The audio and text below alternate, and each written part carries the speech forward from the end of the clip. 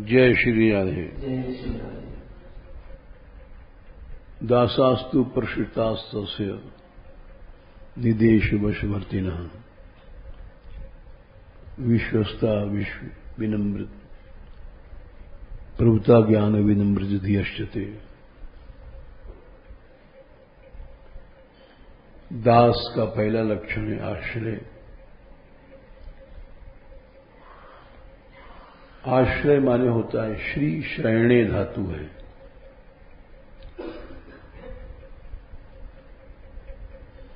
और उसमें आंग उपसर्ग लग जाता है तो उससे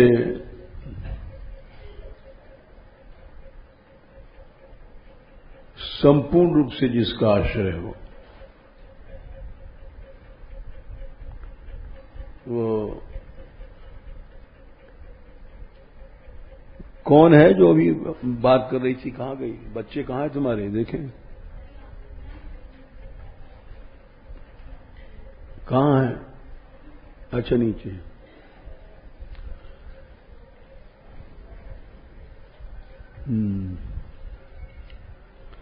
इनके दो बच्चे हैं, वो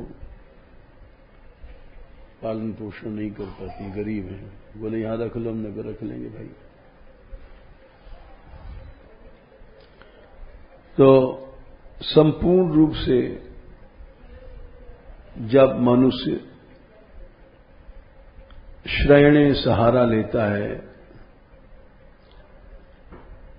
उसको आश्रय कहते हैं।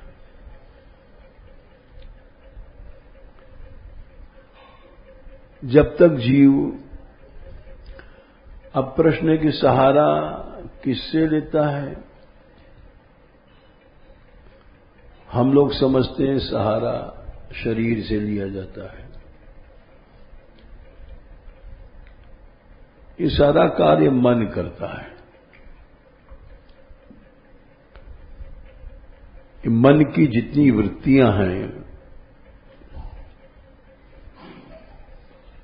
वो जिधर जाती हैं, सहारा क्या है? जहां पर मन टिकता है।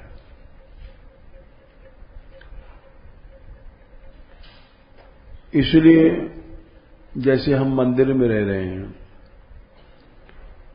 सभी लोग कहते हैं हम लोग मंदिर में रहते हैं, मंदिर में के सहारे, ठाकुर जी के सहारे पड़े हैं। किंतु मंदिर में रहते हुए भी हम बेसहारे हैं।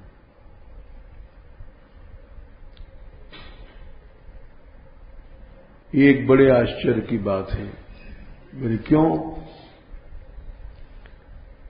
धाम में रहते हुए भी हम धाम में नहीं हैं, महात्माओं ने लिखा है। क्योंकि मन की आसक्ति जिधर है उधर मन सहारा लेता है। सहारा मन टिकता है। धाम में रहने से क्या होता है? कहा भयो वृंदावन बसे, व्यास जी का पद है। बोले तुम धाम में रहते हो, तुम्हारा मन कहां है? मन टिका कहां है? मन की आसक्ति कहां है? एक बहुत सच्ची घटना यह है कि पंडित गया प्रसाद जी थे, उनके नामी महात्मा थे गिरिराज जी में। उनके पास एक ऐसा केस आया कि उसको दाबना पड़ा, ये बात फैले नहीं। एक बहुत बड़े राष्ट्र के स्वामी थे, बड़ा नाम था उनका। वो मरे तो उनका जन्म हुआ पंजाब में, जबकि सारे जीवन ब्रज में गाते रहे। तो उस बात को लोगों ने दबाया कि इतने बड़े स्वामी और वहां जन्म हुआ उनका।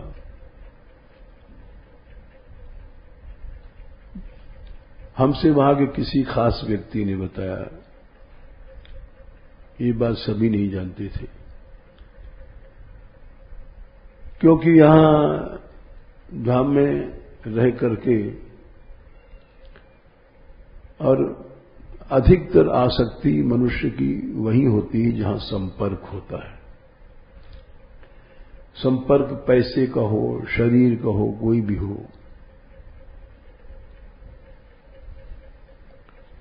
वो ले जाता है। अब जैसे हम यहां रह रहे हैं, बहुत आदमी जो पैसा देता है उसमें आसक्ति हो जाएगी। शरीर से संपर्क होता है, देखा गया है सत्संग छोड़ करके लोग चले जाते हैं। किसी का किसी से संबंध हुआ, मैथुनी और संपर्क, सत्संग खत्म हो गया। क्योंकि वो वहां आसक्ति हो जाती है, और आसक्ति होने के बाद फिर आसक्ति माने कि मन सट गया, मन ने सहारा लिया। तो इस तरह से आश्रय नष्ट हो जाता है। ये प्रत्यक्ष अनुभव की बात हमें इसलिए कह रहे हैं। यहां किसी समय 50 ब्रजवासी के बच्चे कीर्तन करते थे, लेकिन वो परिवार की आसक्ति ले गई। किसी की मां ले गई, किसी का बाप ले गया, किसी की बहू ले गई, किसी का कोई ले गया।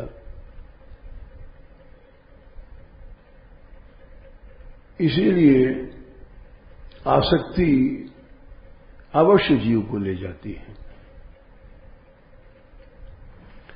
आसक्ति वाला बच नहीं सकता।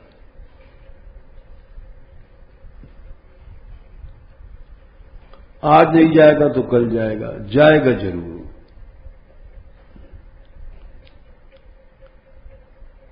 भगवान में अनुराग होने के बाद अगर सब आसक्तियां चली गई, तब वो शरणागति की शुरुआत होती है। ये भाषण तो हम सभी लोग देते हैं, लेकिन किसी की धन में, हम लोगों की धन में आसक्ति है। देखो कथा वालों की,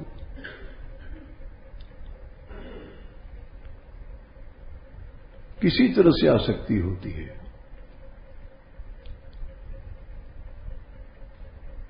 शरीर की आसक्ति होती है, मैथुनी संबंध की सबसे बड़ी होती है। अच्छे अच्छे लोग, शरीर का संबंध हुआ और खत्म, उसी समय सब खत्म। न गुरु, न गोविंद, न सत्संग। क्योंकि संग दोष, इसको भगवान ने संग दोष कहा है। 15वें अध्याय में 5वें श्लोक में उन्होंने कहा है, जब तक आसक्ति में अनेक दोष हैं, वो हैं तुम भगवत धाम में नहीं जा सकते। 15/5 में कहा है, भगवत धाम में कौन जाता है? निर्माण मोहा जित संग दोषा।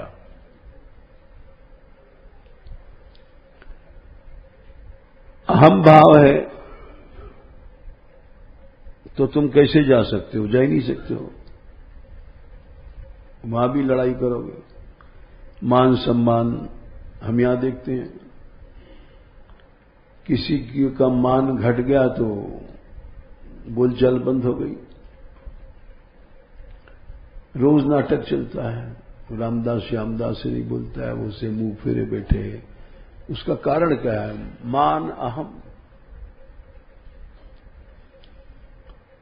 भगवत धाम में ऐसा कोई चला जाएगा तो वहां तो रोज चिमटा बजेगा, लड़ाई झगड़े होंगे।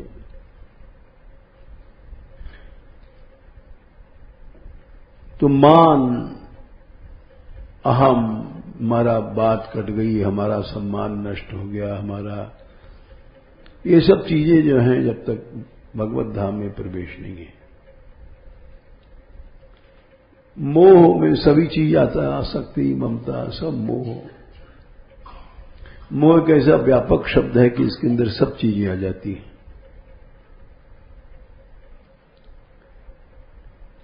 राग आ गया, काम आ गया, सब मोह में आ जाता है। हर चीज मोह पैदा करती है और मोह हर चीज को पैदा करता है, ये समझ लो। मोह कहते हैं चित्त के नाश, स्मृति के नाश को। काम आएगा तो स्मृति नष्ट हो जाएगी, क्रोध आएगा तो स्मृति नष्ट हो जाएगी, अहम आया तो, ममता आया तो। मोह क्या है? भगवान ने कहा सम्मोहात स्मृति विभ्रमा, स्मृति नष्ट हो जाएगी तुम्हारी। कहीं आसक्ति हो गई तो स्मृति नष्ट हो जाएगी, उसी की याद आएगी। ममता हो गई तो स्मृति नष्ट हो जाएगी। और स्मृति नष्ट होने के बाद ये सब झगड़े बढ़ते हैं, काम बढ़ता है, राग बढ़ता है। इसलिए दोनों ही एक दूसरे के जनक जन्य भाव हैं। जैसे देख लो उसका उदाहरण, जनक जन्य मां माने दोनों ही एक दूसरे की मां हैं, दोनों ही एक दूसरे के बाप हैं, दोनों ही एक दूसरे के बेटे हैं, दोनों ही एक दूसरे की बेटियां हैं। राग द्वेष से मोह पैदा होता है और मोह से राग द्वेष पैदा होता है। देख लो तुम 7वां अध्याय गीता 27वां श्लोक, इच्छा द्वेष समुत्थेन द्वंद्व मोहेन भारत। इच्छा द्वेष माने राग द्वेष से मोह पैदा होता है, द्वंद्व मोह। और सृष्टि के प्रारंभ में या जन्म है ही लेते ही मान ये सम्मोह को प्राप्त हो जाता है। सम्मोह कहां से आया था? इच्छा द्वेष राग द्वेष से।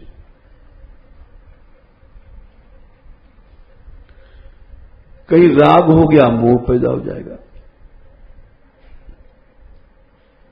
फिर वो मोह मन अंधकार, स्मृति नष्ट हो जाती है कि हम साधु हैं, कि हम घर से निकले हैं, भगवान से निकले चले हैं, कौन सत्संग, क्या गुरु, क्या, सब खत्म। क्योंकि स्मृति नाश हो गई। स्मृति नाशात बुद्धि नाश हो। 2/63। स्मृति नष्ट हुई तो बुद्धि नष्ट हुआ, बुद्धि नष्ट हुआ तो जीव नष्ट, बिल्कुल नष्ट हो जाता है। 2/63 गीता जी लिंग का है। सम्मोहात स्मृति विभ्रम, मोह से, मोह ने क्या किया? स्मृति को नष्ट कर दिया। अब भूल गया कि हम साधु हैं कि सन्यासी हैं कि क्या हैं, कि भक्त हैं, सब खत्म हो गया मोह से। और स्मृति नष्ट होने के बाद फिर बुद्धि नष्ट हो जाती है। होश नहीं रहता हम क्या कर रहे हैं, कहां जा रहे हैं, क्या कदम उठा रहे हैं, इसका क्या परिणाम होगा आगे। जीवन का नाश होगा कि 84 योनि मिलेंगी कि क्या होगा, कुछ पता नहीं पड़ता।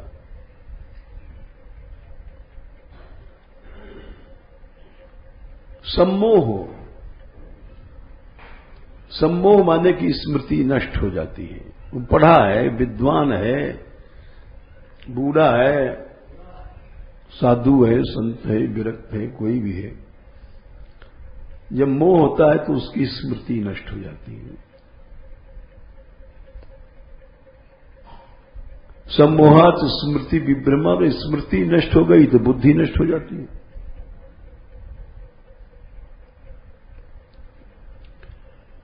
क्योंकि आदमी भूल जाता है कि हम भगवान के भक्ति करने चले हैं, भक्त हैं।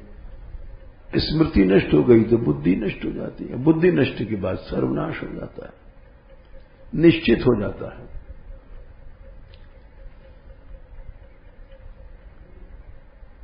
मोह जो पैदा होता है वो भगवान ने कहा कि जब सृष्टि के सबसे पहले जब बनी थी सृष्टि, तब ये राग द्वेष इन्होंने हमला किया और जीव के अंदर सम्मोह पैदा कर दिया।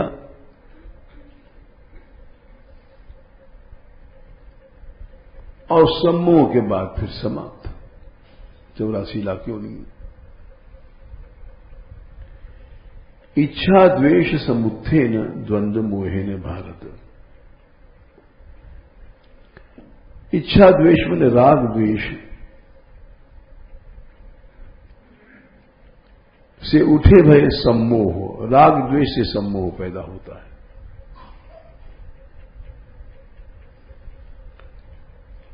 कहीं भी राग हो जाता है तो सम्मोह पैदा होता है और फिर वो सत्संग उत्संग गुरु भगवान सब छोड़ देता है और हरा प्राणी छोड़ा ही बैठा है।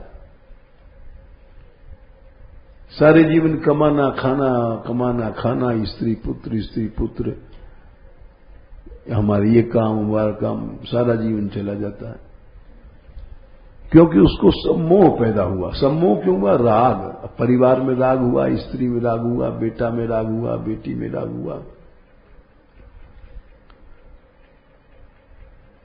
तो इन लोगों ने सम्मोह पैदा कर दिया, राग द्वेष ने। पुराणों में एक कथा आती है कि जब भगवान ने, इसी श्लोक के ऊपर समझो कथा है कि राग द्वेष से ही सम्मोह माने अंधकार। स्मृति क्यों नष्ट होती है ये हम बता चुके हैं परसों नीचे। मोह में चेतना की चोरी होती, चेतना का लय हो जाता है, तो स्मृति नष्ट हो जाती है। और ये भी परसों में बताया था, मोह स्मृति कैसे नष्ट करता है ये समझना चाहिए। मोह हमारी स्मृति को नष्ट कर देता है समूल, और स्मृति से बुद्धि नष्ट हो जाती है। स्मृति नष्ट होती है क्योंकि हमारी चेतना चली, मोह चेतना को चुरा लेता है, मन चेतना को चुराता है या मोह चेतना चुराता है, एक ही बात है। ये बात चौथे स्कंद के 22वें अध्याय में सनकादिक ने कही है। इंद्रिय विषयाकृष्टैः आक्षिप्त्यम धेताम दयाताम मनः चेतना हरते बुद्धे। चेतना चली जाती है।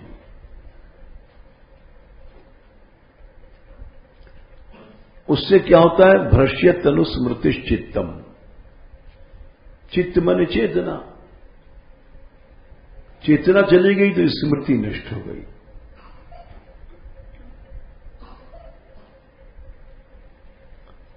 और स्मृति के बाद बुद्धि नष्ट हो जाती है।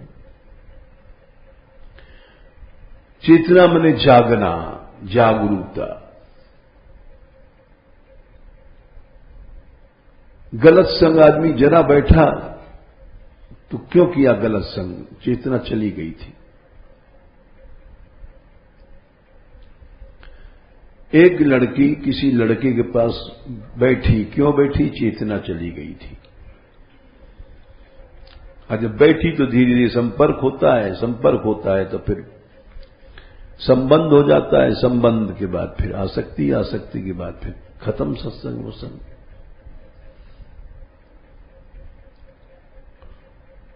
ब्याह होता है, मां बाप सब कुटुंब कुनबा सब खत्म हो जाता है।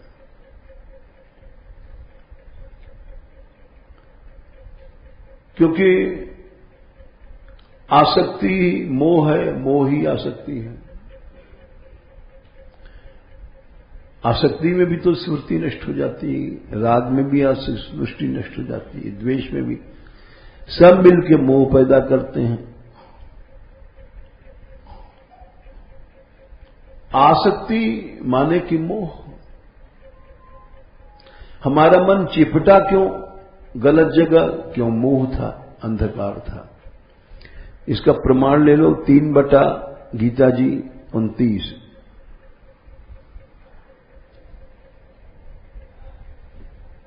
प्रकृतेर गुण सम्मूढ़ा सज्जन्ते गुण कर्मसु।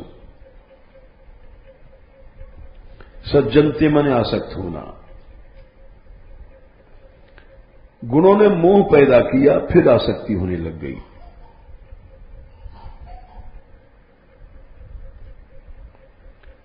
मोह से आसक्ति होती है। और यानी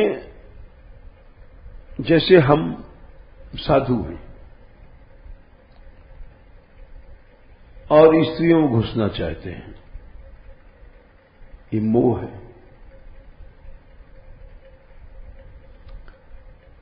क्यों घुसना चाहते हैं? क्या मतलब घुसने का? जब शास्त्र मना कर रहा है, हम सोचते हैं छोटी सी भूल है। छोटी सी भूल नहीं है, गुणों ने सम्मूढ़ कर दिया, तब फिर आदमी आसक्ति शरीर से, इंद्रियों से पास जाना चाहता है। इसी तरह से कोई लड़की है, वो पुरुषों से बात करना चाहती है, देखना चाहती है। क्यों? ये सिद्धांत लागू होता है, प्रकृतिर गुण सम्मूढ़ा। गुणों ने उसको सम्मूढ़ कर दिया, इसलिए सज्जनते आसक्त हो रही है। शरीर से या इंद्रियों से या मन से देखना, भावना, सोचना, ये सब क्या है? मोह है।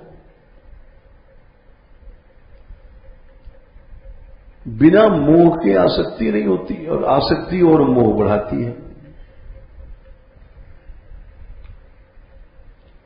इसी तरह से जन्य जनक भाव है। फिर वो शुरू में ही सावधान रहता, वो व्यक्ति या सावधान रहती, तो धीरे धीरे आसक्ति बढ़ती है, धीरे धीरे मोह बढ़ता है। 20% आसक्ति भाई, 20% मोह हुआ, फिर 50% आसक्ति भाई, 50% मोह हुआ, फिर रुपया में 12 आना आसक्ति भाई, तो 12 आना मोह हो गया। अब पूरी आसक्ति हो गई, बल बस खत्म, सत्संग फत्संग सब, भजन भजन सब खत्म। जैसे जैसे जैसे भगवान की भक्ति से अंतःकरण साफ होता है, वैसे वैसे जैसे जैसे आसक्ति बढ़ती है, वैसे वैसे मोह पैदा बढ़ता है। इसको संग दोष कहा गया। इसलिए भगवान ने कहा निर्माण मोहा 15/5। धाम में तुम तभी जा सकते हो जब तुम्हारा मान, वहां भी मान सम्मान अहम का हथियार है, रखोगे तो वहां भी तुम लड़ाई करोगे, उदास होगे। ये आदत ही बुरी है, हम सब में आदत दिखाई पड़ती है। थोड़ी सी बात में, जिसको अंग्रेजी में टची कहते हैं, टची स्वभाव, बड़ी जल्दी कोई बात हृदय को छू जाए, मतलब अटैक करे। फील किया हमने, फील करने को ही टची स्वभाव कहते हैं। इसको भगवान ने उद्वेगी स्वभाव कहा है। 12/15 में भगवान ने कहा है, मन में बड़ी जल्दी उद्वेग, बड़ी जल्दी उद्वेग आ गया, उसको टची स्वभाव कहते हैं। वो भजन नहीं कर पाएगा। मन में बड़ी जल्दी लहर पैदा हो जाए। उद्वेग क्या है समझो, लहर है। जरा बारीक विषय है। पानी शांत है, हवा आई तो लहर पैदा हुई। लहर क्यों पैदा हुई? हवा से। हवा के प्रेशर से पानी ऊपर उठा, तो उस उद्वेग को लहर कहते हैं। बाहर की कोई परिस्थिति है,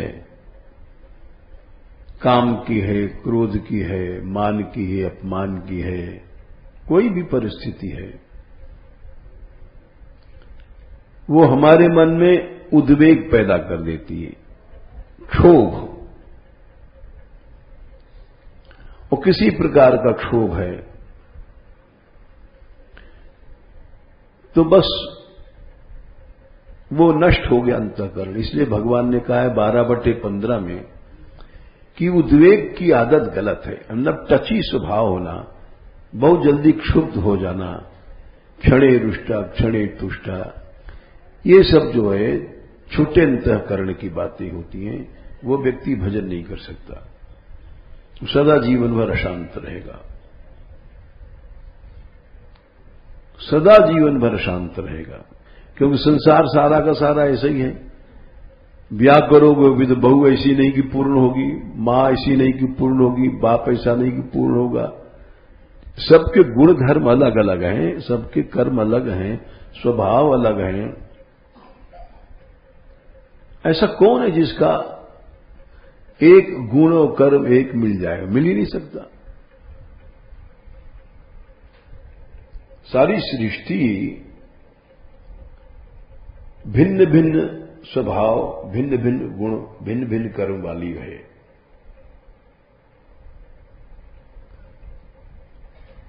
क्योंकि रजतम है और हम लोगों को इसीलिए रजतम का ही ज्ञान होता है। ये आदमी हमसे टेढ़ा बोल रहा है, ये आदमी सीधा बोल रहा है, ये आदमी मित्र है, ये आदमी शत्रु है, ये आदमी गड़बड़ है। इस सारी सृष्टि में जो पृथकता का ज्ञान है, ये राजस ज्ञान पैदा करता है, हमको रजोगुण बनाता है। इसको देख लो तुम 18वें अध्याय में सात्विक ज्ञान, राजस ज्ञान, तामस ज्ञान, ये भगवान ने बताया है 20, 21, 22 18वें अध्याय में।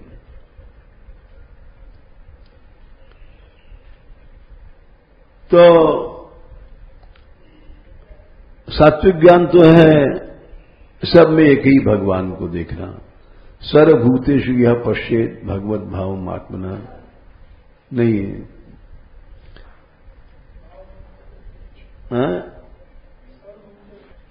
तो हाँ, आपको सुनाई पड़ा। एक बात है, जरा साफ सुनाई नहीं पड़ता। तो ये सात्विक भाव, सात्विक ज्ञान क्या है? सर्वभूतेषु एक परमात्मा को देखना। एक माने, अच्छा एक बात और है, जैसे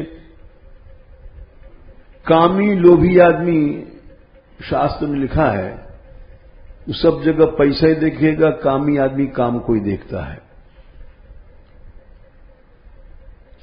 लेकिन भगवान का भक्त सब जगह भगवान को देखता है। तो एक माने अव्यय, अव्यय माने परमात्मा, जो सभी प्राणियों में अव्यय माने एक परमात्मा को देखता है और वो परमात्मा सब में समान, अविभक्त रूप से, समान रूप से स्थित है। ये तो सात्विक ज्ञान है। ये कहां है ही नहीं है। हम लोगों को जो ज्ञान होता है अलग अलग, ये पुरुष है, ये स्त्री है, ये अच्छा है, बुरा है, ये मित्र है, शत्रु है, इसलिए इस ज्ञान को राजस कहते हैं। पृथक्त्वेन तु यज ज्ञानम, अलग अलग।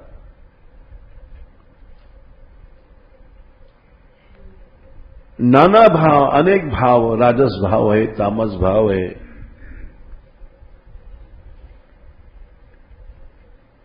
तो उसको जानना राजस है। और राजस से भी नीचा है तामस ज्ञान। वो केवल अपने शरीर में आसक्त हो गए, दुनिया से मतलब नहीं। मस्त राम मस्ती में, आग लगो बस्ती में। हमने खा लिया, हमारा पेट भर गया, हमारे परिवार का भर गया, बाकी सारा संसार नष्ट हो जाए, परवाह नहीं। तामस ज्ञान है। यत्तु कृष्णवद एकस्मिन कार्य, कार्य मने शरीर। अपने शरीर में आसक्त हो गया और ये क्या है? अतत्वार्थ, तत्व से अलग कर देता है शरीर की आसक्ति। और अल्प मन में बड़ी नीच है, तुच्छ है। शरीर में आसक्त जो है वो बड़ा नीच प्राणी है और उसको तत्व ज्ञान का भी नहीं हो सकता। वो तामस ज्ञान है।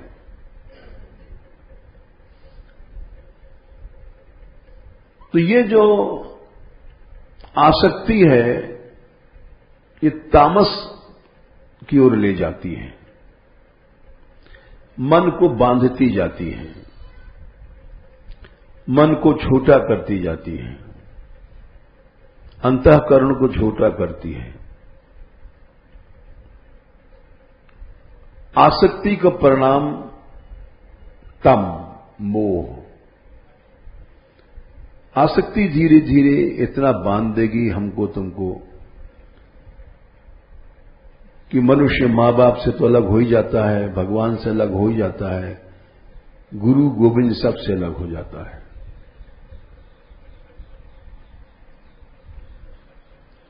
उसको पता और नहीं पड़ता है। अरे जिन्होंने जन्म दिया मां बाप उन्हीं को छोड़ देता है मनुष्य अपनी स्त्री की आसक्ति के पीछे। आधु साधु गुरु फुर क्या चीज, मां बाप को छोड़ देता है।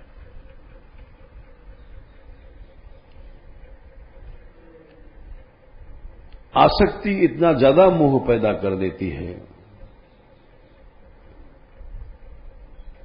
कि वो सीधे नरक को जाता है। जैसे इसका भी प्रमाण ले लो, गोकर्ण ने उपदेश दिया था महात्म्य, चौथे अध्याय महात्म्य, कि पिताजी ये जो बेटा है हमारा, बेटी है, ये मोह तुमको नरक को ले जाएगा। मुंचा ज्ञानम प्रजा रूपम मोह तो है।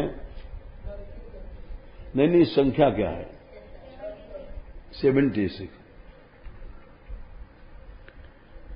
निश्चित मोह से नरक होता है।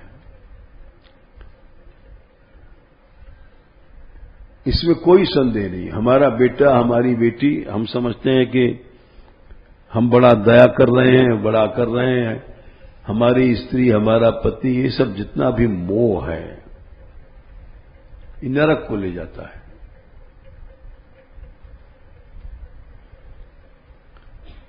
तो आसक्ति मोह इतना बढ़ा देती है कि सीमित कर देती है, सीधे नरक जाओ। मुंचा ज्ञानम प्रजा रूपम मोह तो नरके गति है। और निपतिष्यति देहोयम सर्वम त्यक्त्वा वने ब्रजे। ये शरीर ही थोड़ी देर में जाने वाला है, इसकी भी आसक्ति नहीं करना चाहिए। अब आदमी, इसीलिए भगवान ने कहा था आसक्ति में बहुत दोष हैं। निर्माण मोहा जित संग दोषा। आसक्ति में इतने दोष हैं कि वो महामोह पैदा करके नरक को तो ले जाएगी। और तो क्या चलाई, हम अपना अनुभव बता रहे हैं। अगर कोई व्यक्ति, ऐसा कई बार हुआ है, उसकी स्त्री की कोई कमी बता दो तो बैर करता है।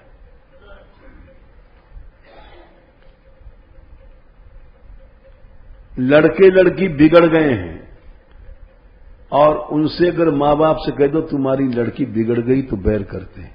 आप हमारे बच्चों पर आरोप लगाते हैं। ये हम बता रहे हैं और बात सही है। जबकि आप नहीं समझ सकते, हमारे बच्चे इतने अच्छे हैं, आप नहीं समझ सकते स्वामी जी। ये हमने अनुभव किया। इसलिए चुप रहते हैं। किसी का भी लड़का और लड़की बिगड़ रहा है और उसके मां बाप से कहोगे तुरंत बैर हो जाएगा, क्योंकि उसकी आसक्ति वहां पर है, अपने बेटा बेटी को, अपनी स्त्री को सही मानता है। अब पूछो, जब सब बच्चे सही हैं, सब स्त्रियां सही हैं, तो संसार में कहीं सती धर्म दिखाई पड़ रहा है, पितृभक्ति दिखाई पड़ रही है, मातृभक्ति दिखाई पड़ रही है? कहीं कुछ नहीं दिखाई पड़ रहा है। लेकिन आसक्ति इतना अंधा कर देती है मनुष्य को। हमारे पास जाने कितने भक्त आए और नामी नामी भक्त, आज उनके बच्चे हम देखते हैं 2 पैसा भी नहीं कमा सकते, महान नालायक बन गए, निठल्लू बन गए, क्योंकि वह आसक्ति में नहीं समझ पाए। कई बार ऐसा देखा, बच्चों के पीछे लड़ने चले गए, क्यों नहीं समझ पाए कि उनकी स्त्री मूर्ख थी, पक्ष लेती थी बच्चों का। आज वो एकदम विमूढ़, श्रीहीन, धनहीन, संपत्तिहीन, और जबकि हमारे बहुत ज्यादा प्रेमी, बहुत परिचित, लेकिन वो जानते हैं कि ये सब कारण था मोह का। आसक्ति इतनी थी कि अगर स्त्री ने कह दिया कि नहीं नहीं बच्चे कोई गड़बड़ी नहीं है, तो हाँ मान लिया। न पढ़ पाए, न लिख पाए, न कोई कमा पाए, अब तक पराश्रित ही बने हैं। बहुत ऊंचे भक्त थे, लेकिन वो आसक्ति जन्य मोह ने अंधा कर रखा था।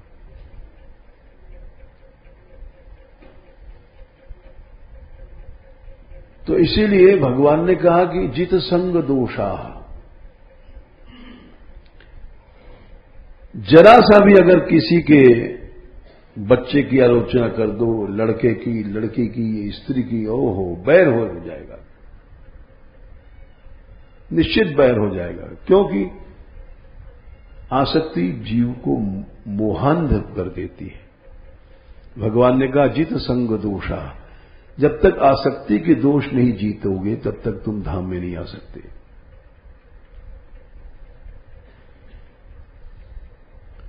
लोग लड़ते हैं, उनके बच्चों में कोई दोष है दिखाओ दो तभी लड़ेंगे, मान ही नहीं सकते, क्योंकि मोहांध है। आसक्ति ने उनकी बुद्धि नष्ट कर रखी है। निर्माण मोहा जित संग दोषा, जब तक आसक्ति है तब तक अध्यात्म नहीं आता। अध्यात्म नित्या विनिवृत्त कामा, द्वंद्वरी मुमुक्ता सुख दुख संगई गच्छन्ते मूढ़ा पदम अव्ययम तक। अर्जुन, उस अविनाशी पद मन मेरे धाम में वही आदमी आ सकता है। कैसा धाम है? न तद भासयते सूर्यो 15/6। सूर्य चंद्रमा भी जहां नहीं घुस सकते, ऐसा हमारा धाम है। न तद भासयते सूर्यो न शशांको न पावकः यद गत्वा न निवर्तन्ते तद्धाम परमं मम। ये चौथे श्लोक में जो बताया गया वो पद, वो मेरा धाम है। गच्छन्ते मूढ़ा पदम अव्ययम तद। लोग कहते हैं धाम का वर्णन गीता में कहां है? अब तुम समझे नहीं गीता। गच्छन्ति अमूढ़ा पदम अव्ययम तत्। हमारे अविनाशी पद माने धाम में जाता है, जाता है। गच्छन्ति माने जाता है। कहां जाता है? धाम में। वो धाम कैसा है? साफ साफ बताया 15/6। ये सूर्य चंद्रमा का प्रवेश नहीं है, प्राकृत सूर्य चंद्रमा का। न तद भासयते सूर्यो न शशांको न पावकः यद गत्वा न निवर्तन्ते तद धाम परमं मम। वो मेरा धाम है जहां जाने के बाद फिर नहीं लौटना पड़ता। यद गत्वा न निवर्तन्ते, आवागमन नहीं है उस धाम में जाने के बाद। वो मेरा ऐसा धाम है। वहां से जाने के बाद फिर इस संसार में, प्राकृत संसार में कोई नहीं आता है। अविनाशी पद है, अव्यय पद है। वहां जब तक आसक्तियों की मूर्खता है वहां नहीं जा सकता।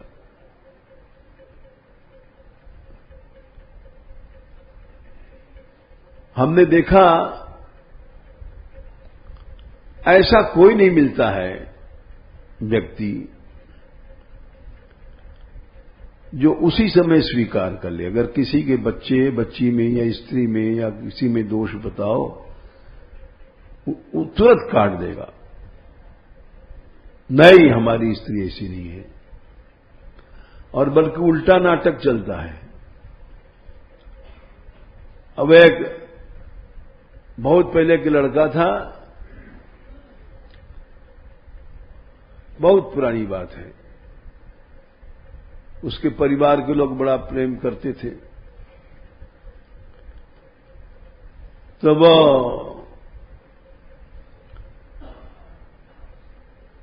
उसकी भुआ लाई थी यहां, और इतनी आसक्त कि इसका महाराज जी नाम रख दीजिए, ये बड़ा भक्त बनेगा, बड़ा होनहार है। हमने कहा भाई, हमने देखा वो बड़ा शैतान का अवतार। यहां तक कि कमरों में टट्टी बहुत पुरानी बात है, चाहे जहां फिर दे। और उसकी आसक्ति थी, धो दे रख दीजिए। तो हमने नाम भी रख दिया करुणेश, बड़ा ऊंचा नाम रख दिया।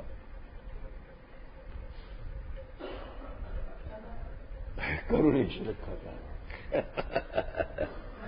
अब क्या करें, जब तक रहा ये समझो कि शेख चिल्ली का अवतार रह रहा है। जाने किस कमरे में टट्टी फिरते, जाने क्या कर दे पता नहीं पड़ता था। और उसकी आसक्ति इतनी थी, इतने खिलावे, इतना जबरदस्ती पिलावे कि 2 बार शौच हो गया, और अन्य कोई बात नहीं, फिर और खा, ये तो कोई बात नहीं, बच्चा है। तो हम हंसते थे कि देखो कितनी आसक्ति कि खिला खिला के मार रही है। और ये बच्चे क्यों बिगड़ते हैं? मनुष्य आसक्ति से कमजोर हो जाता है, और जब कमजोर हो जाता है तो उसकी बात स्त्री बच्चे कोई नहीं मानते, बिगड़ जाते हैं, मनमाने हो जाते हैं। ये बात तुम भागवत से समझ लो। मनुष्य कमजोर क्यों होता है? अब जब बंध गया तो दूसरा तो फिर जो नहीं बंधा है वो ताकतवर रहेगा ही। देखो, भगवान ने कहा अगर शक्ति तुम पाना चाहते हो, शक्तिशाली बनना चाहते हो, तो संख्या तो याद नहीं है, 11वां स्कंद में 15वां अध्याय और 19वें में कई जगह बताई है। वो गुणेश वशंगो वशिता 11-15 में आता है। 5 वशिता माने तुम्हारे वश में सब रहें, स्त्री बच्चे, चेला चेली, सब समाज। तो जब तुम गुणों में असंग रहोगे, आसक्त नहीं रहोगे, तब सब बस में रहेंगे। एक शक्ति पैदा हो जाएगी। आसक्त हो गए, बंध गए तो कमजोर बन जाओगे। न स्त्री मानेगी, न बेटा मानेगा, न बेटी मानेगी, सब कूदेंगे तुम्हारे सिर पर। उसका कारण क्या? तुम भले मोटे ताजे हो, इससे मतलब नहीं, तुम्हारा मन बंध गया है उसमें।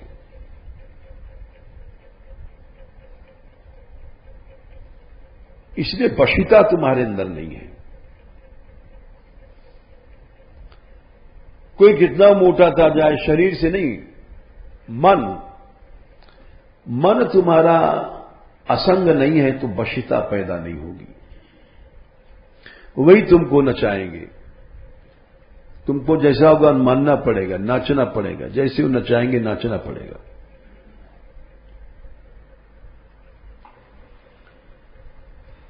तो गुणेश वसंगो वशिता, बिना असंग भय वशिता नहीं आएगी। चाहे साधु बन जाओ, चाहे संत बन जाओ, चाहे माताजी बन जाओ, चाहे पिताजी बन जाओ।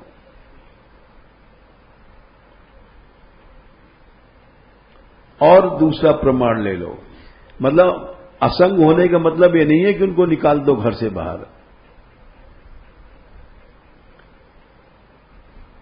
अब गुणेश माने स्त्री पुत्र नहीं है, अपने शरीर में हम लोग अपनी अहंता में बंधे हुए हैं।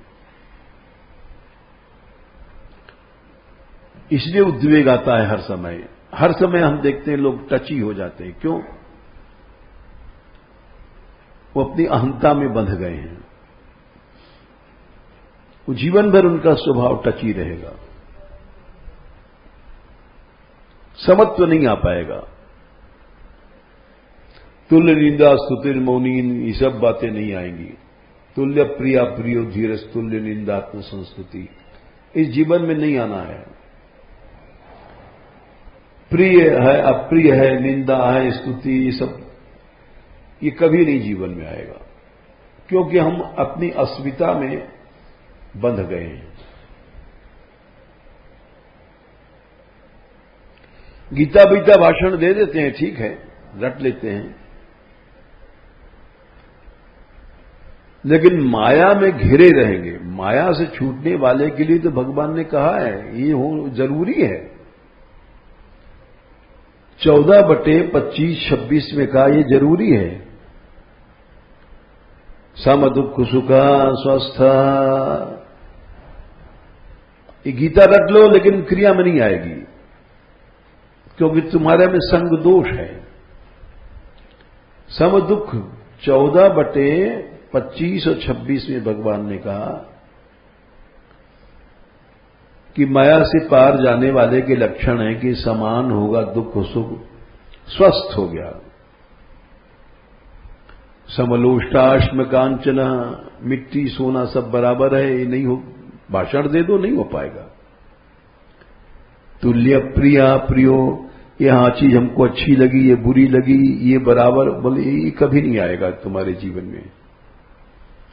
तुल्य निंदात्म संस्तुति, निंदा स्तुति बराबर हो जाए, कभी नहीं आना है। गीता रट लो। मानापमान यो तुल्यो, मान अपमान तुल्य हो जाए, कभी नहीं आएगा जब तक संग दोष है, आसक्ति है। मानापमान यो तुल्यो, तुल्यो मित्रारि पक्षो, शत्रु मिक्षित बराबर हैं, बोले कभी नहीं होगा, क्योंकि संग आसक्ति के जो दोष होते हैं। इसलिए भगवान ने कहा निर्माण मोहा जित संग दोषा, आसक्ति के दोष जो हैं वो हम लोग नहीं छोड़ पाते हैं। इसलिए उद्वेगी स्वभाव रहता है, विषमता रहती है, चित्त में अशांति रहती है। भगवान श्री कृष्ण ने एक बड़ी अच्छी बात कही कि तुम जानते हो मेरा स्वरूप क्या है?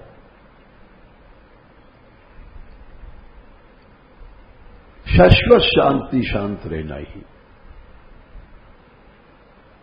मेरा स्वरूप है। ये 6/15 में कहा है।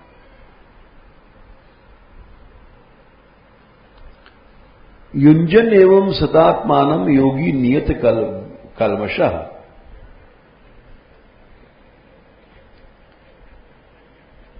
जो सदा साधन करता है, और जब कल्मष चलेगा, चला जाएगा। कलमश क्या है? यही आसक्ति और राग द्वेष। तब जो मेरा स्वरूप है शांति परमाम, जिसमें कोई उद्वेग नहीं है, वो कहां किसी में दिखाई नहीं पड़ रही है। हर आदमी उद्वेग में डूब रहा है।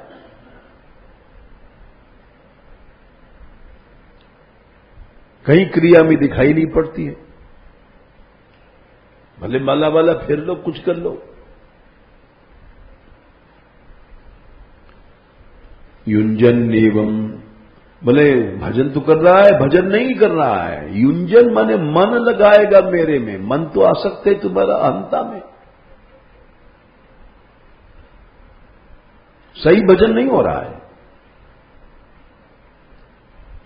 हम जैसे लोग गलत भजन कर रहे हैं। ऊपर से माला करते हैं, कीर्तन करते हैं, लेकिन मन आसक्त है अपनी अस्मिता में, अपनी अहंता में। सही भजन क्या है? भगवान ने 7वें अध्याय के पहले श्लोक में कहा है, मई आसक्त मना पर, मेरे में जब आश्रय आसक्ति करके भजन करोगे,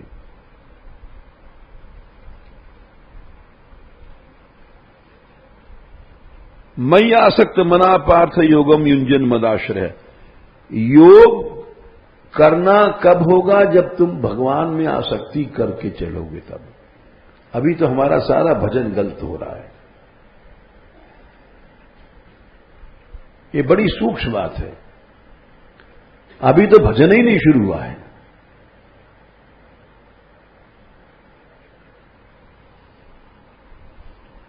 क्योंकि हमारी आसक्तियां अन्य विषयों में हैं। अहंता अन्य है, शरीर अन्य है, ये सब स्त्री पुत्र अन्य हैं। अभी इन आसक्तियों में हम लोग चल रहे हैं। भजन कहां हो रहा है? भजन होगा जब भगवान ने कहा 7/1 मेरे में आसक्ति करके तब युंजन भजन करोगे और मेरा आश्रय लेकर के तब तुम्हारा भजन शुरू होगा। नहीं तो अभी तो शुरू ही नहीं हो रहा है। अभी तो रामदास मुंह से कोड़ता है श्यामदास को, श्यामदास से कोड़ता है रामदास को। ये नंगा नाच है आसक्ति का, अस्मिता का। भजन कहां शुरू हुआ है? अभी तो भजन के उसमें एडमिशन नहीं हुआ है। एडमिशन होगा जब मई आसक्त मना पार्थ योगम युंजन मदाश्रया।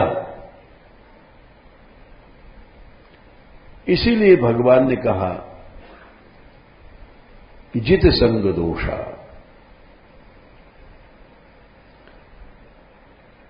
यह आसक्ति ही मनुष्य को दुर्बल बनाती है।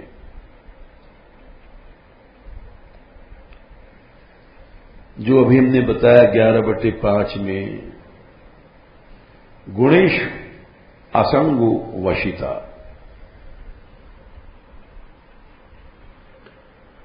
हम कमजोर हो गए हैं। जरा जरा सी बात उखाड़ देती है हमारे मन को, विषम बनाती। जरा जरा सी बात।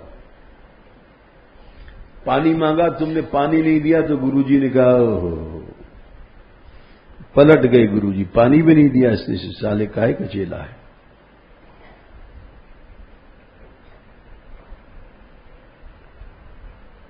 इसी बात को भगवान ने 11वें स्कंद के 19वें अध्याय में कहा है,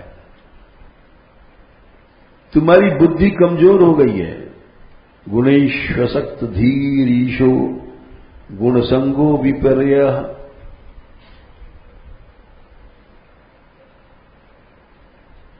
19 में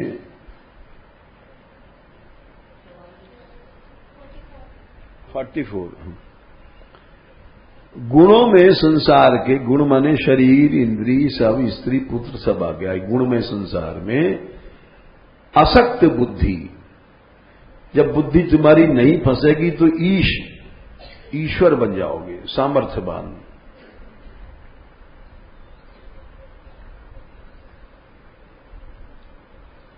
अब गुण संग, जब इसमें गुण संग माने आसक्ति हुई तो विपर्य उल्टे हम कमजोर बन गए, कुत्ता बन गए, सुअर बन गए, गधा बन गए।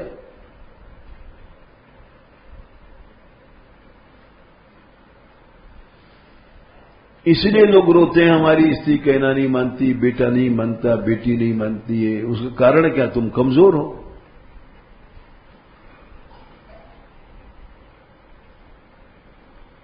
जिस समय तुम्हारी आसक्ति हट जाएगी, तुम्हारे में ताकत आ जाएगी, वशिता आ जाएगी, वशिता। गुणेश्व संगो वशिता। वशिता माने सारे संसार को बस में कर लोगे। जैसे जैसे तुम्हारी, तो हम कमजोर हम हैं, और बिल्कुल बात है। महामूर्ख है, किसी ने जरा से कह दिया कि तुम्हारी बहू ऐसी है, तुम मर गए। बेटा ऐसा है तो मर गए, बेटी ऐसी मर गए, जबकि सब सारे पराये हैं, अपने है ही नहीं है।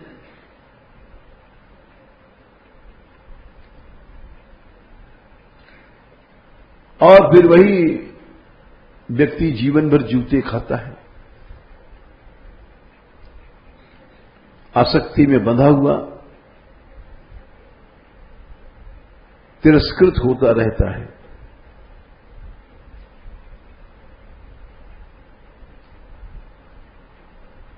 इसीलिए आसक्ति से मोह, मोह से आसक्ति, जन्य जनक भाव, क्योंकि पांचों एक ही हैं। क्रोध है उससे भी सम्मोह होगा, काम है उससे भी सम्मोह होगा, लोभ है उससे भी सम्मोह होगा, और मोह मन चेतना कलय, सब अंधकार फैला देंगे। स्मृति के नाश, बुद्धि नाश, सर्वनाश। आश्रय वाश्रय वहां कहां हो जाएगा? आश्रय हो ही नहीं सकता। चलो।